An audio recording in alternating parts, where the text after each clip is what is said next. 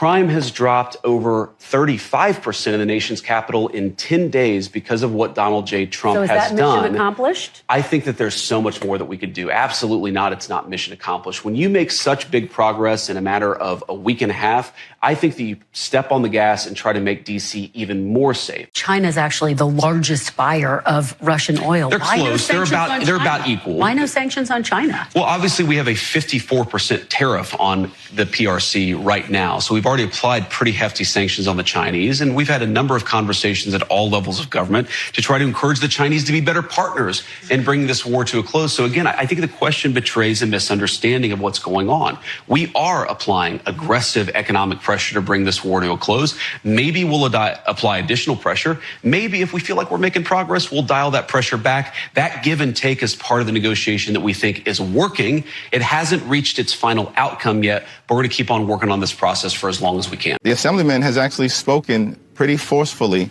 and strongly about the need to deal with affordability in the city of New York. Of course, we've got to figure out moving forward how we turn proposals into actual plans so that he is successful if he becomes the next mayor. I think the Russians have made significant concessions to President Trump for the first time in 3.5 years of this conflict.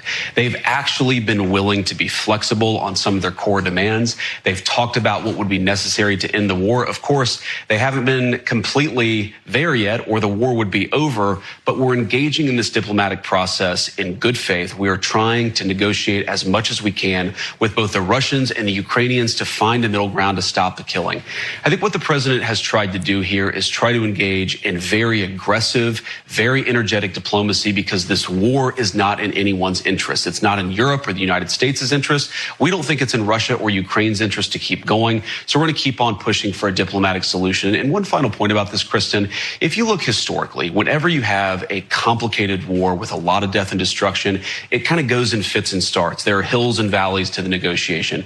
We sometimes feel like we've made great progress with the Russians, and sometimes, as the president has said, he's been very frustrated with the Russians. And we're going to keep on doing what we have to do to bring this thing to a close. I don't think it's going to happen overnight. I think that we're going to continue to make progress, but ultimately, whether the killing stops, that determination is going to belong to whether the Russians and the Ukrainians can actually find some middle ground here. Well, ਜਿਨ੍ਹਾਂ ਤੋਂ Florida ਵਿੱਚ truck ਚਲਾਉਂਦੇ ਹੋਏ ਗਲਤੀ ਦੇ ਨਾਲ ਇੱਕ accident ਹੋ ਗਿਆ ਜਿੱਥੇ 3 ਲੋਕਾਂ ਦੀ ਜਾਨ ਗਈ ਹੈ ਤੇ ਇਹਦੇ ਬਾਅਦ ਜਿਸ ਤਰੀਕੇ ਦਾ ਮਾਹੌਲ ਬਣਾਇਆ ਗਿਆ ਜਿੱਥੇ ਉੱਥੇ ਦੇ ਸਿਆਸੀ ਆਗੂ ਇੱਕ ਉਹੋ ਜਿਹਾ ਬਣਾ ਰਹੇ ਨੇ ਕਿ ਉਹਨਾਂ ਨੇ ਕੋਈ ਕਤਲ ਜਾਣਬੁੱਝ ਕੇ ਕੋਈ ਕਰ ਦਿੱਤਾ ਤੇ ਸਖਤ ਸਜ਼ਾ ਅਖਬਾਰਾਂ 'ਚ ਪੜ੍ਹਨ ਨੂੰ ਮਿਲ ਰਿਹਾ ਕਿ 45 ਸਾਲ ਦੀ ਸਜ਼ਾ ਦੀ ਗੱਲ ਕੀਤੀ ਜਾ ਰਹੀ ਹੈ।